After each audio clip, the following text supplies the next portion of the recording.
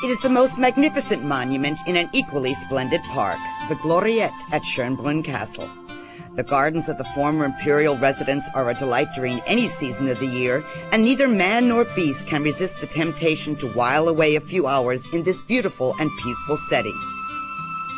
But the Gloriette is by far the real eye-catcher on these vast grounds, posed gracefully on the crest of the hill which rises behind the castle and proudly looking down upon the park and the city. Built by Johann Ferdinand Hetzendorf von Hohenberg in 1775, the Gloriette actually stands on the spot where the famous Baroque architect Fischer von Erlach originally wanted to build the castle. But the idea was short-lived, not having met with royal approval.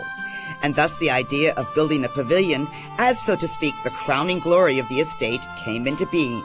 And ever since the day of its completion, no one has regretted the decision, least of all the bygone monarchs who could call it their very own private property. Today's folks have the opportunity to enjoy the Gloriette while consuming.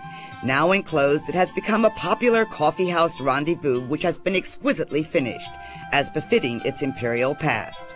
Of particular beauty are the stucco decorations which adorn the ceilings, including the monarchical double eagle.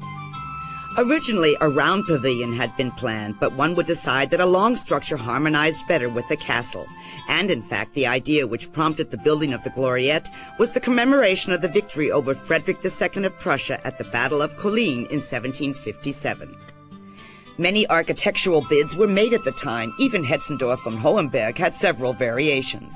But it was his early classicist design that won out in the end. And most would agree that the grace and symmetry realized in this elevated monument is certainly a worthy and noteworthy extension of the grandeur and dignity of this palatial estate. Just a walk away from the castle and the perfect way to round off a visit to Schönbrunn, the Gloriette.